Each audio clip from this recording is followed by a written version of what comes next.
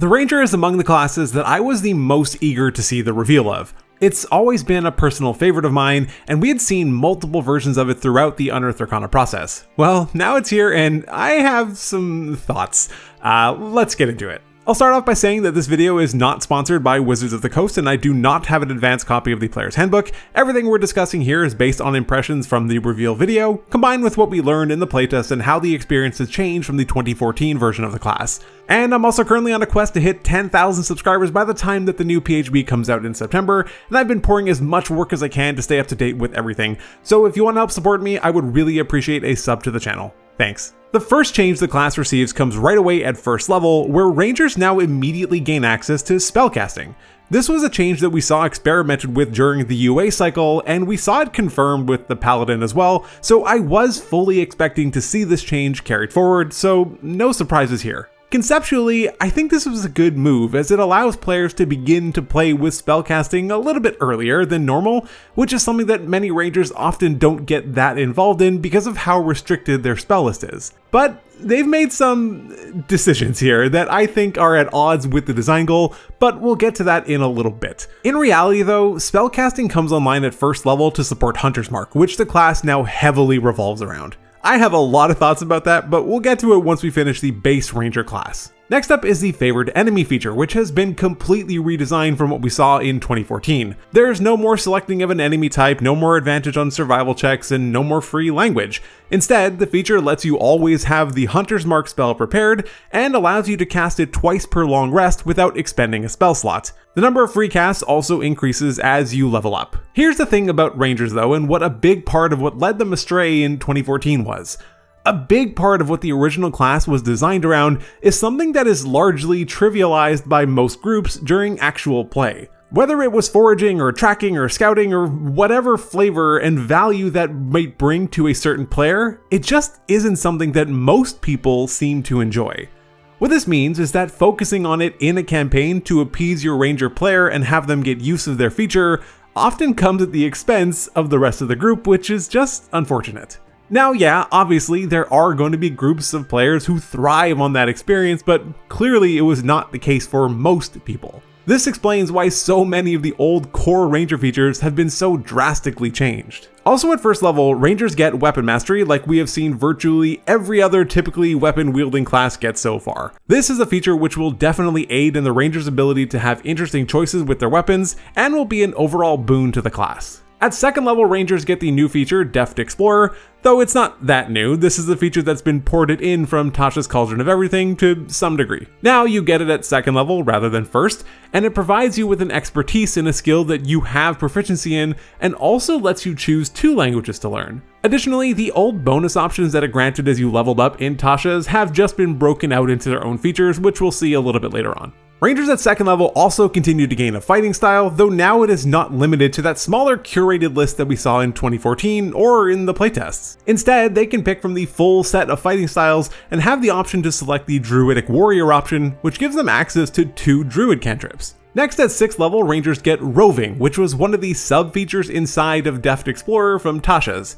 However, it's now been changed to grant you a bonus of 10 feet of movement rather than 5, but it does require that you're not wearing heavy armor. I like this change overall. It feels pretty on brand and thematic with the class, and lets you move a little bit more. 9th level grants Ranger another expertise, no complaints here.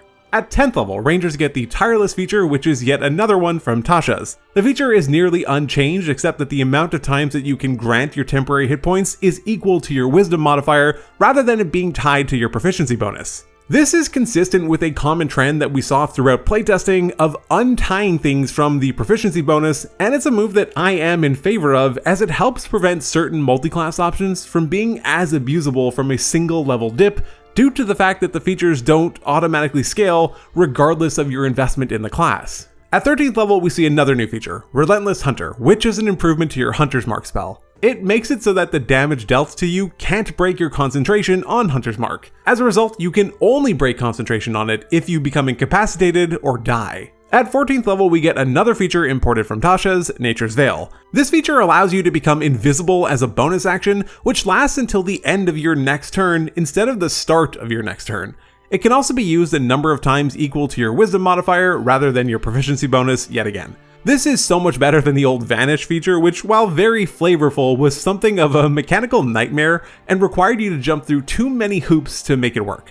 I'm very happy to see this here. At 17th level, we get another new feature, Precise Hunter, which gives you permanent advantage on any creature affected by your Hunter's Mark spell. We also learn that by this level, you now have 6 free castings of Hunter's Mark per day, so presumably this does scale up somewhere else a little bit earlier like they suggested, but unless I missed it, they didn't tell us where. The 18th level feature, Feral Senses, has been tweaked in that it now grants you blind sight out to a range of 30 feet. This is mostly just a quality of life improvement over the old version of the feature, which simply allowed you to perceive the presence of invisible creatures and not have disadvantage on attacks against them. It's a nice improvement. Finally, at 20th level, we get the capstone Foe Slayer, which was among the worst from 2014, so surely it will get a nice upgrade. Well, now it upgrades the damage of your Hunter's Mark to 1d10. Okay, this is not very good. So, before we get to the subclasses, I want to take a minute to talk about Hunter's Mark and how it's been kind of converted into the central mechanic of the class. You probably noticed that there are a lot of features that now revolve around you using Hunter's Mark. Favorite Enemy gives it to you for free, along with a few free casts. Relentless Hunter gives you nearly permanent concentration with it. Precision Hunter gives you permanent advantage on creatures affected by it. And Foe Slayer is entirely reliant on you using the spell and not any other concentration spell at the time, at 20th level. There are even some other subclass features that rely on your continued use of the spell as well, but we'll get to those in a bit. The thing with Hunter's Mark and the new Ranger is I can absolutely see the appeal of designing the class around this one central mechanic. It feels very on brand with what their vision of the Ranger is. I get it. The problem though is that mechanically it paints both the class and the design team into a bit of a corner. If at any point during your adventuring career you decide to stop using Hunter's Mark, you're effectively losing 4 class features and potentially some subclass features too. And there's plenty of reasons why you might want to skip using the spell. The main issue with the spell and the way that it's been so tightly integrated into the class is that you still need to concentrate on it. In an early playtest, we saw them experiment with making it concentration free for rangers. Hell, in my own game, I don't require my ranger to concentrate on the spell, and it's caused exactly 0 issues for us in the 4+ years that he's been playing that character. There's other spells that require concentration that the designers are now essentially telling you not to use, including the new things like Conjure Animals or Conjure Woodland Beings, either of which will probably be better most of the time than Hunter's Mark. Even in a scenario where the better choice is something else and you aren't necessarily losing anything by not using Hunter's Mark, the design and its implementation makes it so that there is a perceptible experiential loss. They're constantly telling you, use Hunter's Mark, because if you don't, you lose half your features. So you end up in a situation where even when not using it is the correct call, it can still end up feeling bad and like you've been forced into having to make this poor decision because of what the game is telling you to do. Now yes, I realize that the way this quote-unquote issue will manifest itself at different tables can vary dramatically. Some people just won't care, and experienced players may know exactly what they want to do, and that's cool. Other tables will just decide that Hunter's Mark no longer requires concentration and move on with their lives, and that's fine too. The point that I'm trying to make though is that the fundamental design of the new Ranger cues all players, but especially new ones, that the right way to play is to constantly have Hunter's Mark up, and that, like I mentioned earlier, kinda runs directly contrary to one of the stated goals of providing spellcasting earlier, since many of your spells require concentration, and you'll feel like you can't experience them because of the fixation on Hunter's Mark. Right now, 32 out of Ranger's 60 spells require concentration. Obviously, this number will shrink with the new PHB, but if the proportion stays even close to that, it just makes this so much worse. I love class synergies. I love when different features play off of one another and encourage a specific type or even creative play. I talked about how much I enjoy the fact that the team found new ways of using wild shape uses in the Druid and the subclasses, but this isn't that. This is just use Hunter's Mark or lose your features, and that doesn't feel good. If they had taken one subclass, like say the Hunter or something else, and centrally focused it around the spell, I don't think this would be nearly as problematic as it is, as it would still allow players to experience the Ranger without feeling like they need to focus on Hunter's Mark.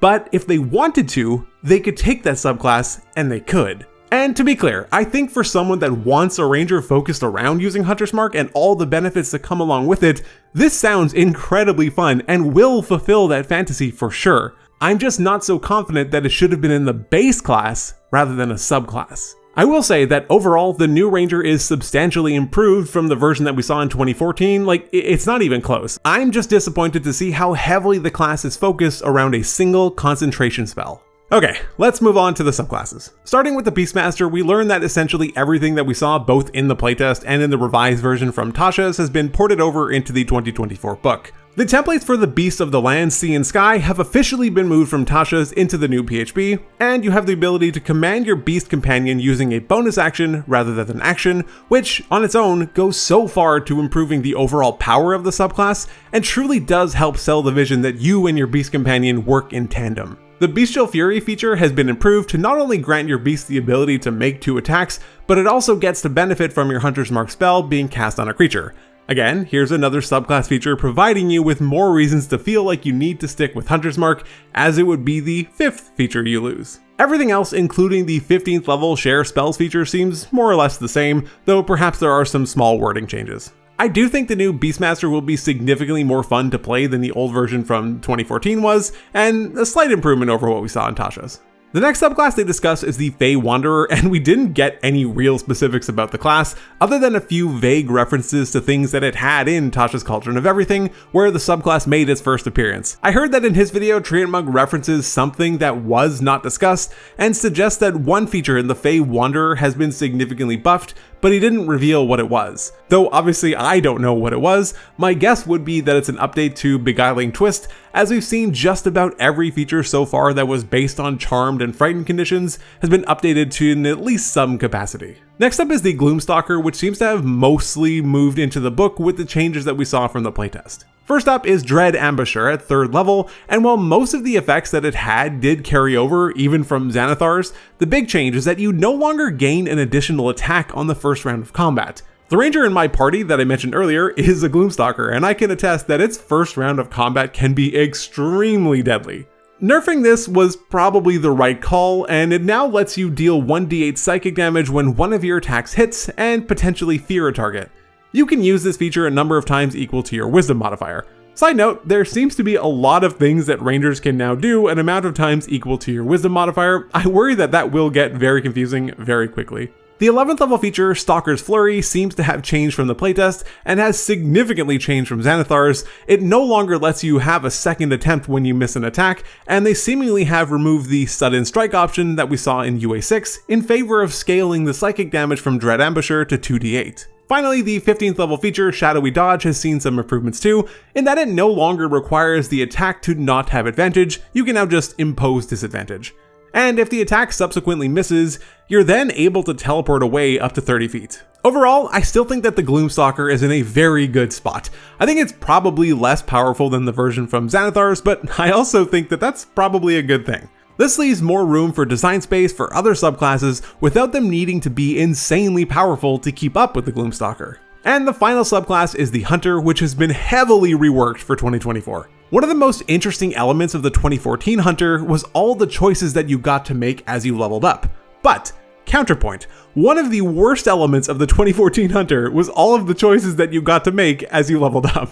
Essentially, every choice had traps embedded within them, and they were often suboptimal, and there was no built-in mechanism for changing them. Well, now at 3rd level with Hunter's Prey, you still get to make the choice of which feature you want to pick, though they didn't specify which ones made it through, and we saw some changes to them during the playtest, so it's unclear what's available at 3rd level. Though they did repeatedly mention that they're only the good ones now. Todd mentioned Horde Breaker at one point, so that probably is there, but we don't mechanically know exactly how it works now. Regardless though, the more important update to this feature and to 7th level defensive tactics is that you can now change the option you chose on a short or long rest. This is a massive deal and also not present in the playtest.